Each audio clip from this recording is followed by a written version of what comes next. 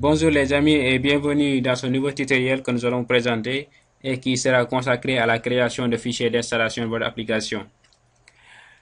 Alors d'habitude quand on veut partager certains de nos programmes qui vont avec plusieurs fichiers, on a l'habitude de les compresser dans un fichier zip avant de les mettre sur le réseau. Mais vous serez d'accord avec moi qu'il est beaucoup plus intéressant de créer un fichier installateur qui fera le déploiement de tous les fichiers de l'application avec des raccourcis sur le bureau, dans le menu démarrer, un raccourci d'installation, etc. Ainsi, votre application va paraître beaucoup plus sérieuse, c'est-à-dire beaucoup plus professionnelle. Alors, pour ce faire, nous allons utiliser donc une application qui est gratuite et qui est facile d'utilisation, assez intuitive. C'est justement donc InnoSetup. Alors, pour démarrer, nous allons télécharger le logiciel. Voici donc le site officiel du développeur, c'est-à-dire Jordan Russell. Alors, voici le lien. Et sur ce lien-là, vous pouvez télécharger donc l'application. Voici également quelques informations concernant l'application, malheureusement qui est écrit en anglais. Mais pour avoir d'autres informations, vous pouvez consulter l'article qui est sur Wikipédia, qui vous donne pas mal de renseignements, également les fonctionnalités essentielles. Mais si vous êtes d'accord, donc on va zapper tout ça, tralala, vous savez lire.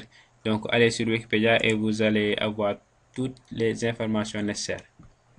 Alors, après avoir donc téléchargé le setup, nous allons donc passer à l'installation avant de faire donc quelques manipulations, juste pour vous montrer un peu comment fonctionne l'application. Alors, on va double-cliquer sur le setup que nous venons de télécharger tout à l'heure pour l'installer. Alors, on va choisir donc la version française. Enfin, on fait suivant. Si on fait next, next, next, là, ça prend pas grand chose. Suivant, ok.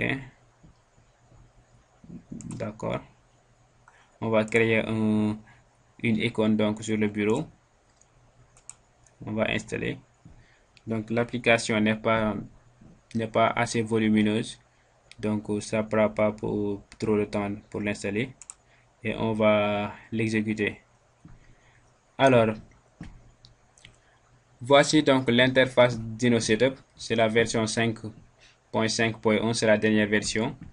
Donc, on va utiliser donc l'utilitaire. C'est vrai que il y a ici vous pouvez avoir écrit donc le code, mais comme le développeur lui il est tellement gentil, donc il nous a proposé donc un générateur de scripts. Donc, on va pas se taper tous les scripts, on va nous générer ces scripts là automatiquement. Donc, vous allez venir dans Create a new script file using the script wizard. Donc, on va utiliser donc le générateur de scripts. OK. Alors, voici donc le générateur de scripts de InnoSetup script wizard. OK. On fait suivant. Alors, nous allons mettre ici le nom de notre application. Alors, moi, je vais choisir donc l'application, celle-là. Où est l'application? Voilà. Je vais essayer donc de faire un fichier d'installation de mon application LeetSpeak Translator. OK. Je copie ici le nom. Je viens ici. Voilà. Je colle le nom. Ici, vous allez mettre donc le nom de votre application.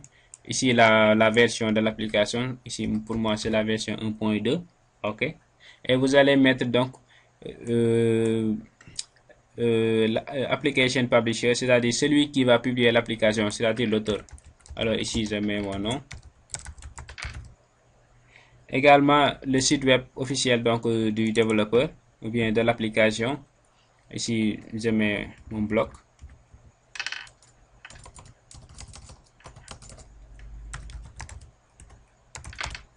D'accord. Et je fais suivant. Application Destination Base Folder. Alors ici, je vous conseille de laisser ça comme ça, c'est-à-dire Program File Folder. Ainsi donc, l'application va détecter immédiatement dans quel fichier, dans quel dossier sont installées les applications par défaut dans votre système. Alors, vous allez laisser ça comme ça. Application Folder Name. Ici, c'est-à-dire le fichier, le dossier qui va contenir donc l'application.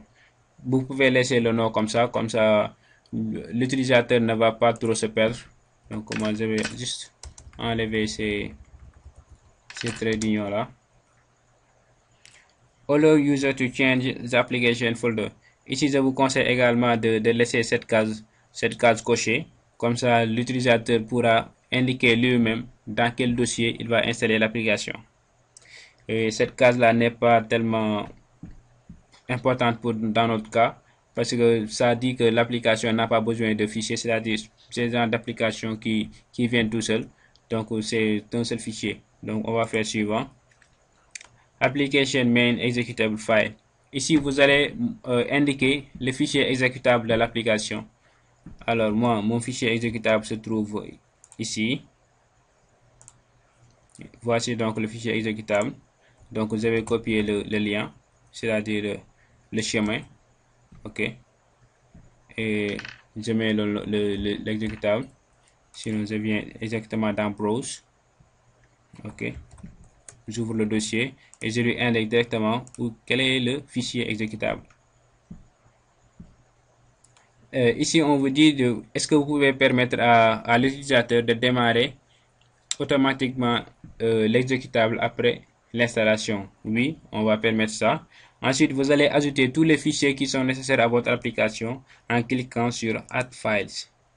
Ok. Donc, je vais ajouter moi tous ces fichiers là si j'en ai besoin. Alors, ça, tout ça, je les prends. Ok. On fait ouvrir. Ici, n'oubliez pas d'entrer un fichier. Donc, tous les fichiers dont votre application a besoin, vous devez donc indiquer tous ces fichiers-là. Quand vous aurez fini, vous allez faire donc Next. Application Start Menu Folder Name. Donc, ici, c'est le répertoire donc, qui sera dans le menu démarrer. Alors, dans le menu démarrer, vous allez avoir donc un raccourci. Tous les raccourcis vont être contenus donc dans un fichier, ok, dans un dossier, pardon. Et également, il y a plusieurs cases. On propose plusieurs options ici. Allow user to change the start menu folder, ok. Allow user to disable, ça on ne va pas permettre. On va créer donc un raccourci internet. On va créer un raccourci pour la désinstallation. Alors, on va ici permettre de faire à l'utilisateur de créer donc un quick launch, c'est-à-dire de démarrage rapide, ok, c'est-à-dire une icône donc pour le démarrage rapide. On va ici également créer une icône sur le menu, sur le bureau. On fait suivant. Ici on va indiquer le fichier licence. Alors je viens dans Browse. Voici donc mon licence. Je vais indiquer ici la licence GPL. Ok. Information file shown before installation. Alors on va indiquer donc les informations que nous voulons indiquer avant l'installation. Donc moi je prends info, je l'ai appelé info start.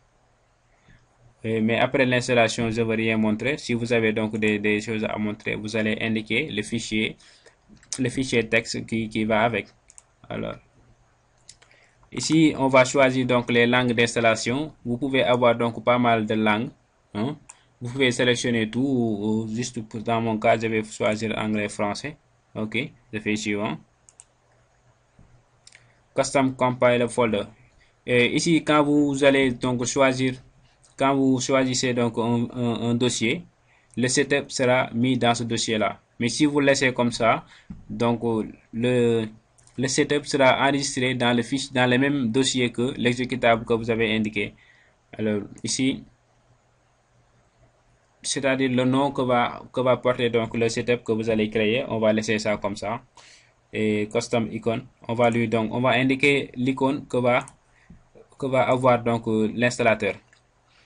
Ici, setup password, dans notre cas, on n'en a pas besoin, mais si vous sentez la nécessité de crypter votre installateur, donc ici vous allez indiquer un mot de passe. Sinon, vous laissez le champ vide. On fait suivant. Ici, je ne sais pas du tout de quoi ça parle, je laisse comme ça par défaut. Ok, et finish. Voilà, ainsi donc le script est généré automatiquement.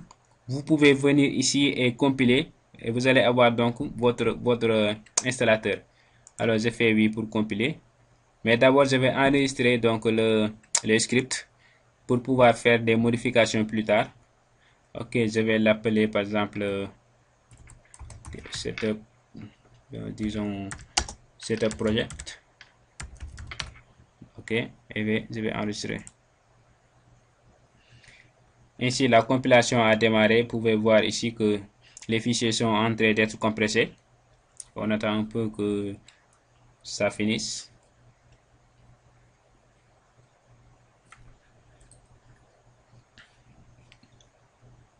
Et voilà, c'est fini.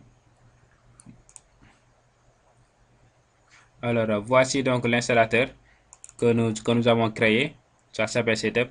Et quand on double-clique dessus, voici donc l'installateur. Alors, voici, on choisit donc une langue. Nous, on avait français, anglais. On fait suivant. Et voici donc la licence, ou bien la licence que nous avons indiquée tout à l'heure. Voilà, c'est-à-dire la licence GPL. Les conditions d'utilisation, il faut les accepter avant qu'on continue. Quelques informations donc que j'ai données avant l'installation, c'est-à-dire le fichier que j'avais appelé donc info-start. Voici donc les informations. Ici, on va indiquer donc l'utilisateur va indiquer donc le dossier s'il veut changer, etc. Également ça, on va créer un raccourci, on fait suivant, installer. Ainsi, tous les fichiers sont en train d'être déployés et on va permettre à l'utilisateur d'exécuter directement le. Voici donc l'application qui est exécutée directement. Ok. Également, vous allez voir que il y a un dossier dans démarrer. Ok, vous voyez ici, l'Irispeak Translator version 1.2. Et vous pouvez avoir ici un raccourci pour réinstaller, un raccourci pour démarrer l'application et un autre raccourci pour aller donc dans le site officiel donc de l'application ou bien de l'auteur. Ok, on va fermer ça. Et également aussi, je vais vous montrer quelque chose. Ici, par exemple, pour changer cette image-là, hein, parfois on a envie de changer ça et de mettre autre chose. Donc, je vais vous montrer donc comment ça marche. Je vais annuler et je reviens au script. Donc, voici les scripts. Alors, pour changer cette image-là, on vient dans cette partie-là, Setup. Ok, on va modifier un peu le script et on va ajouter quelque chose. Alors, pour faire ça, vous allez taper, par exemple, vous allez taper ici, wizard. On va mettre wizard image file.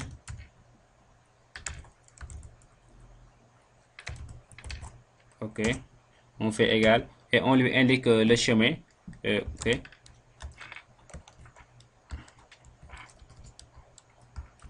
Moi, je vais appeler comment icon logo.bitmap. Donc ici, il faut mettre donc des images sous format bitmap, sinon ça ne va pas marcher. Et ici, je vais mettre wizard small, ok, small image file et je mets égal et j'indique également le lien, c'est-à-dire le chemin. Je vais utiliser la même image. Ok, point bitmap. Ok, et que je vais essayer de compiler pour voir si je recompile.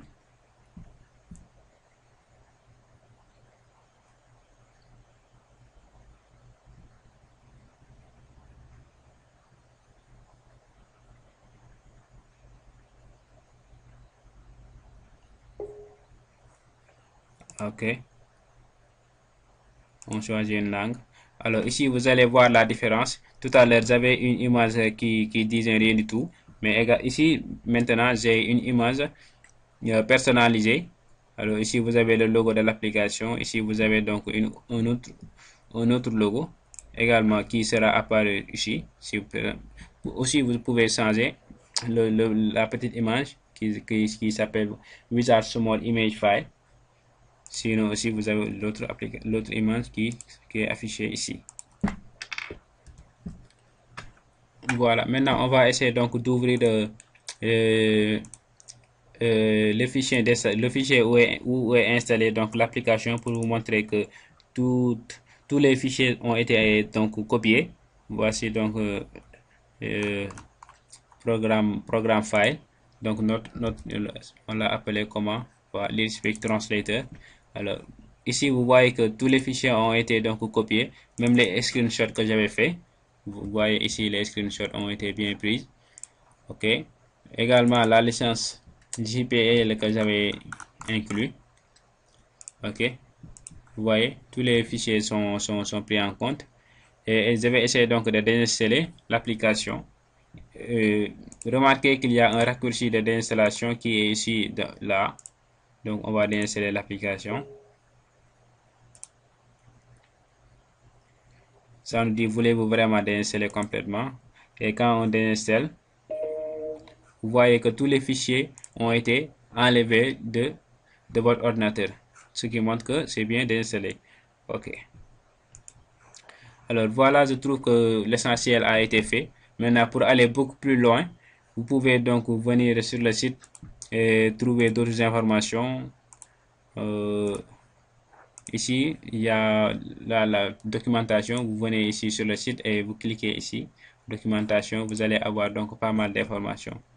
Également, avec l'application, il y a une partie qui est dédiée à ça. Inner Setup Documentation. Ok. Quand vous cliquez dessus, vous allez avoir donc les mêmes informations qui étaient là-bas, mais qui sont un peu en anglais. Ok. Sinon, également, vous pouvez essayer de trouver donc des traductions sur Internet. Mais si vous vous débrouillez un peu en anglais, vous pouvez avoir donc l'essentiel des informations. Également, les scripts Pascal, les setup script section. Tout ça est bien documenté à ce niveau-là. Alors voilà, l'essentiel a été dit. Je vous dis à très bientôt et bonne chance dans vos projets de développement. À bientôt. Ciao.